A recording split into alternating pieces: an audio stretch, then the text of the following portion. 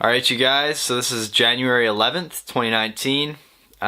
This is 7 days, exactly 7 days after my surgery.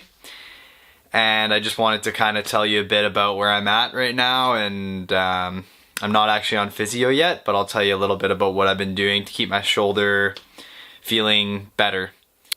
Alright, so number one, I've been doing a lot of swings. So, or as my surgeon calls them, are swings. So basically you just take the shoulder out of the sling and you just kind of let it dangle to your side basically and lean slightly forward and just let it rock back and forth, and try not to use a lot of muscle when you're doing it.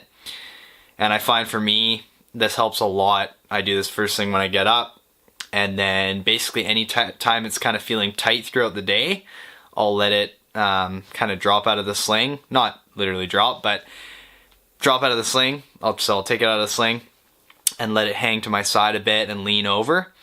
And yeah, it frees it up. It feels really good. And that's basically all I'm supposed to be doing right now. So number two is when I've been sleeping. So when I'm sleeping, typically it has not been pleasant. I have typically had to sleep basically sitting in an upright position against my bed, which is pretty uncomfortable. And I mean, I've been trying to slowly wean off the drugs. I'll talk about that in a second, just the painkillers that they gave me. But basically, when I tried to come off the painkillers completely the other day, which is pretty early, but I tried to do it and I literally had to get up in the middle of the night. I could not handle the pain and I had to like walk around. It was way too intense. So if you get this, remember to continue taking your drugs if you need them. Alright, so that'll take me to number three, which is the drugs that I've been taking. So when they first sent me out of the surgery, I only had, well, basically only codeine. Well, I shouldn't say only, but it's because it's a pretty intense drug. But they wanted me to do oxys, which I was pretty against. I've heard some bad stories about just people getting kind of hooked to them and stuff like that. I'm just not, I just didn't want to take that risk, and I didn't feel, honestly, like I needed that intense of a drug. I'll deal with the pain if I have to, but I ended up just going with the T3 route. So they're called T3s, or in other words, codeine mixed with Tylenol and caffeine.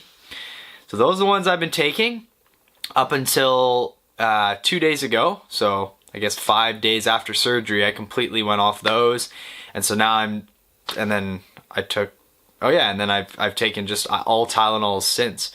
So I'm basically I took nothing today. So this is the first day that I've had completely no painkillers at all, and it's been amazing. So yeah, I'm just gonna keep rolling with that. Feels good, and if I don't need them, why would I take them?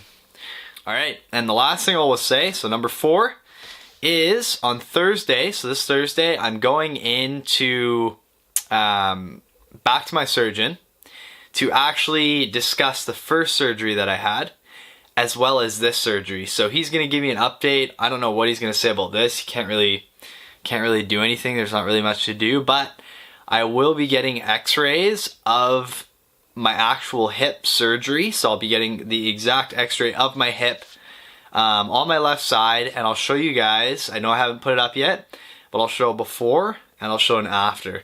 So you guys can see the comparison, and it's pretty rad, and it definitely shows the differences between, you know, before and after in my hip. And yeah, and for those of you who didn't hear the last video, my hip has been amazing.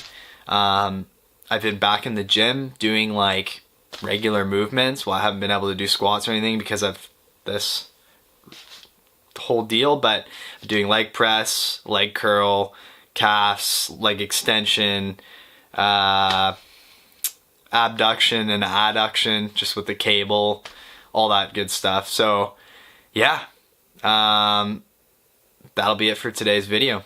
And if you have any questions, leave them in the comment box below. And yeah, thanks for watching. Cheers.